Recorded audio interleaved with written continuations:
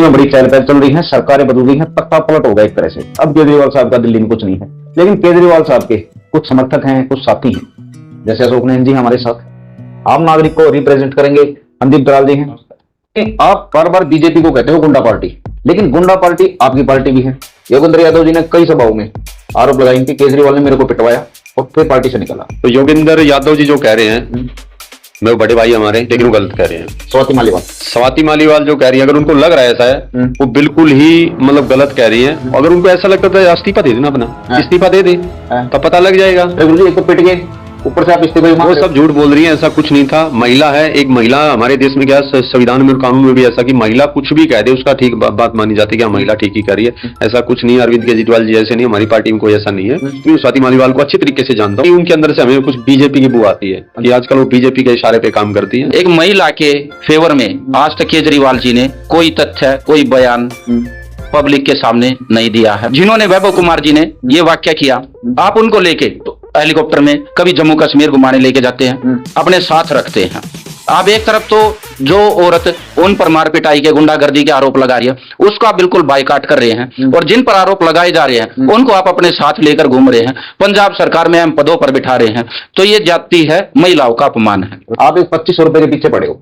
8 तारीख को 2500 रुपए बीजेपी नहीं देने पाई तो भाई हम दिलवाएंगे। आप अपनी पार्टी की महिलाओं को तो सम्मान दिलवा नहीं रहे, ये दिल्ली की महिलाओं को कैसे सम्मान दिलवाओगे? दिल्ली की महिलाओं के सम्मान के लिए अरविंद केजरीवाल जी ने बहुत कुछ किया है। बस मार्शल्स भी लगाए गए हैं, बसों में महिलाओं के लिए फ्री यात्रा भी की गई है। आम जो महिला है 2500 रुपए है और बीजेपी, इसके बीच में आप क्यों घुसड़ रहे हो? बीच में देखिए, राजनीति कर रहे हो। नहीं, ये राजनीति नहीं है। अगर क्योंकि बीजेपी जो है ये जुमला पार्टी है, मोदी जी जो कहते हैं वो कभी करते नहीं है, क्योंकि यही इन्होंने राजस्थान में भी किया, यही अभी दिल्ली में भी झूठ बोल दी। 500 रुपए का सिलेंडर देंगे आपको, 2500 रुपए देंगे।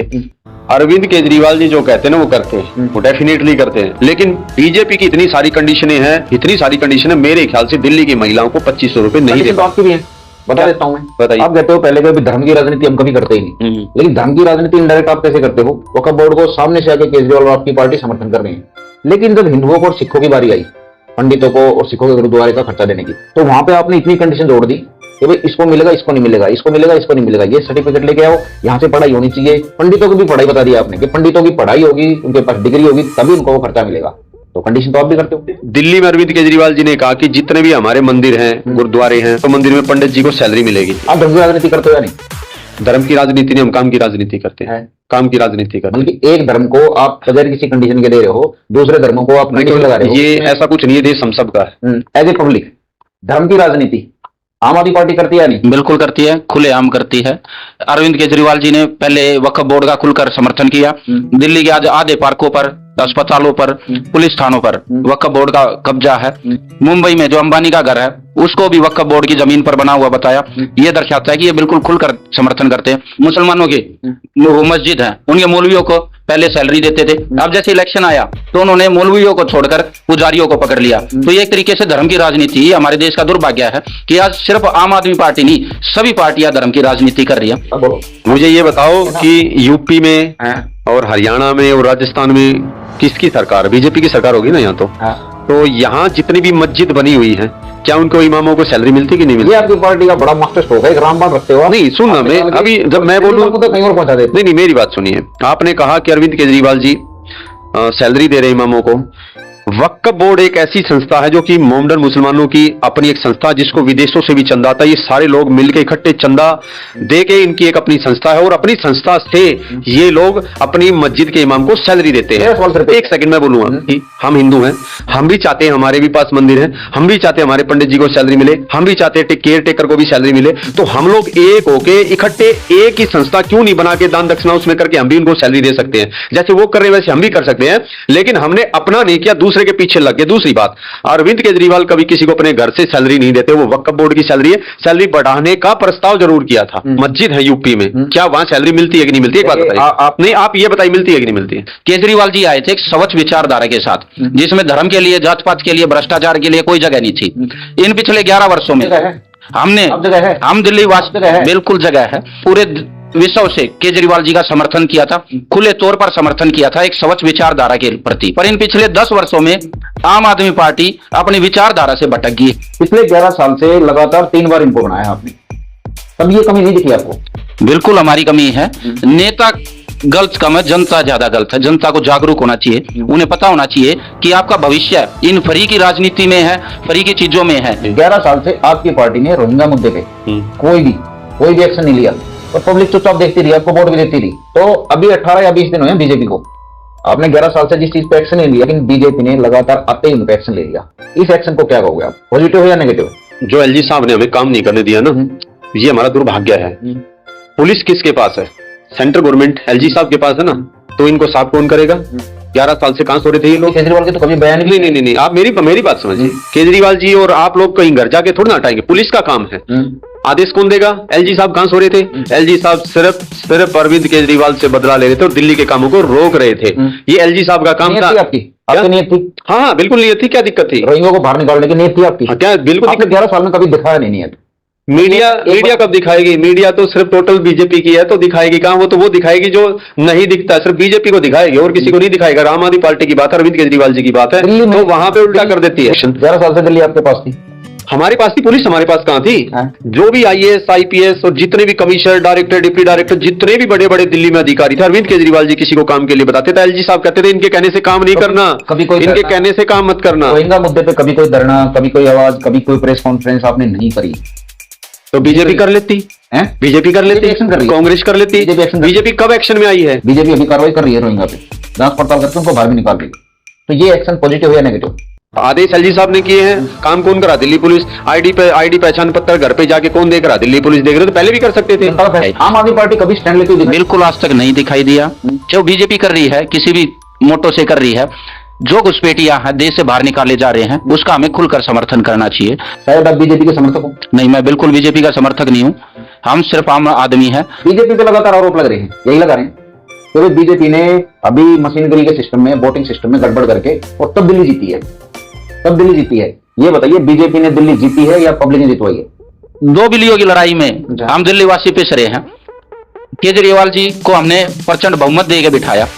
अब वो केजरीवाल जी की जिम्मेदारी थी कि वो सामंजस्य बिठाते केंद्र सरकार के साथ और हमारी दिल्ली वासियों की जो समस्याएं थी उन समस्याओं को दूर कीजिए। अब केजरीवाल जी ना तो दिल्ली में किसी पार्षद पद पे, ना किसी एमएलए पद पे हैं, ना किसी सांसद पद पे हैं, किसी पद पे नहीं है ना? नहीं है। तो दिल्ली से गए केजरीवाल जी, दिल्ली में केजरीवाल जी दोबारा आ सकते हैं? दिल्ली मौका देगी? देखिए, ये 5 साल है अभी केजरीवाल जी के पास है। 5 साल जो सोच वो लेकर आए थे उसी सोच को आगे बढ़ाए। बीच में जो अपने रास्ते से भटके थे उन रास्तों को छोड़े और असली मुद्दों पे बात करें तो आगे हमें भटक कैसे गए थे? वो फ्री की राजनीति के चक्कर में चले गए, धर्म की राजनीति के चक्कर में चले गए।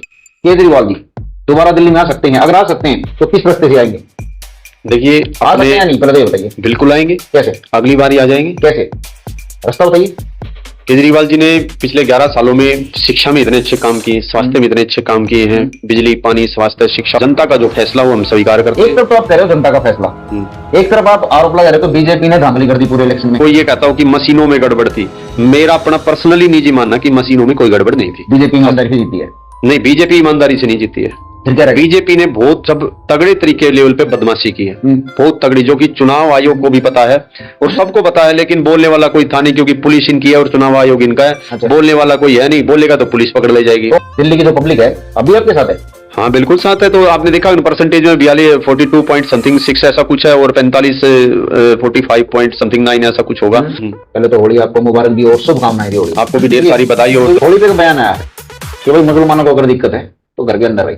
कुंभ नेताओं ने भरपूर तरीके से बयान दिए, कुंभ में ये कमी है वो कमी है, लेकिन अभी तो रमजान चल रही है, इसमें किसी भी नेता की कोई बयान नहीं आई। तो आप एक तरह से हिंदू के खिलाफ नहीं जा रहे हो? नहीं, हिंदू के कोई खिलाफ नहीं, मैं भी अपनी पार्टी का और बेहतरीन अच्छा कार्यकर्ता और पार्टी के अच्छे लेवल पे मैं रहा हूं, तो मैं समर्थन करूं। क्या दिक्कत है? होली सबको मुबारक है, होली हम सब की है। पार्टियां बांट रही हैं और हम बट रहे हैं, हमें सिर्फ 2 ही चीजें दिखाई जा रही हैं, हिंदू मुसलमान। सारी पार्टियां बांट रही है। आम आदमी पार्टी बिल्कुल बांट रही है, सभी पार्टियां इसके लिए जिम्मेदार हैं, वो सभी अपना वोट बैंक लेके चल रहे हैं। अभी आम आदमी पार्टी क्या कर रही है? मुद्दे उठा रही है जबरदस्ती के। पहले सिलेंडर का मुद्दा उठाया, फिर 2500 रुपए का मुद्दा उठाया कि भाई ये काम हम करवा के देंगे, जबरदस्ती बिल्कुल बीजेपी के गले में हाथ डाल के। देखिए, आम आदमी पार्टी ने पंजाब में 1000 रुपए महिलाओं को देने का वादा किया था, अभी तक उनको भी नहीं दे पाए। यहाँ पे सिर्फ मुद्दे उठा रहे हैं, नियत अभी भी नहीं है दिलवाने की, ये सिर्फ जबरदस्ती बखेड़ा उठाने की बात है। देखिए, ऐसा कुछ नहीं है। जैसे गंगा मैया की सफाई की बात हुई थी, तो जैसे आप लोगों ने कहा कि बीजेपी तब से आई है सफाई करा रही है, तो मीडिया के कुछ हमारे साथी है, उन्होंने जाके जो सफाई करने वाली मशीन उसके ड्राइवर से पूछ लिया कि आप कब से सफाई कर रहे हो, तो कह रहा मैं तो 3-4 महीने से सफाई कर रहा हूँ। किसकी बात को हम सच माने, उस सफाई करने वाले ड्राइवर्स की माने या हम बीजेपी की बात को माने कि हम आए तो सफाई करा रहे? सफाई पहले से ही शुरू थी, ऐसा कुछ नहीं था। हाँ, 5 साल देखिए, बीजेपी जो भी गलत काम करेगी उसका हम विरोध करेंगे, और जो उन्होंने चुनाव में काम करेगा उसका समर्थन करोगे? हाँ बिल्कुल करते हैं, समर्थन करते नहीं रहे? नहीं करते हैं, बिल्कुल करते हैं। अच्छा काम करता है उसको धन्यवाद भी देते हैं, शुभकामनाएं भी देते हैं। ऐसी बात नहीं कि आपने पूरे इंटरव्यू में बीजेपी को एक भी धन्यवाद नहीं किया। क्या इसे 18-20 दिन में बीजेपी ने एक भी पॉजिटिव काम नहीं करवाया? मेरे हिसाब से तो अभी पूरी दिल्ली देहात में सर्वे करके देखे था, अभी तो फिलहाल में बीजेपी ने कुछ भी नहीं किया। हो गया, पार्षद भी इन लोगों के हैं, विधायक भी इनके हैं, मुख्यमंत्री भी इनका, प्रधानमंत्री भी इनका, एलजी भी इनका। ठीक है भाई, दिल्ली की जनता का जो फैसला था वो सुरमाथे पे है, लेकिन इतनी आशा करते हैं हम बीजेपी से कि अब किसी को परेशान ना करें, और खासकर हमारे दिल्ली देहात की जमीनों के रेट बढ़ा दें। जो केजरीवाल जी हैं उन्होंने गांव देहात की तरफ बिल्कुल ध्यान नहीं दिया। पिछले, सिर्फ केजरीवाल जी ने नहीं, कांग्रेस सरकार ने भी ध्यान नहीं दिया। पिछले 25 साल में यहाँ पर हमारे गांव देहात में कई जगह ऐसी हैं जहां 100 एकड़ 200 एकड़ जमीन एक्वायर की गई थी, आज तक सिर्फ वादे किए गए।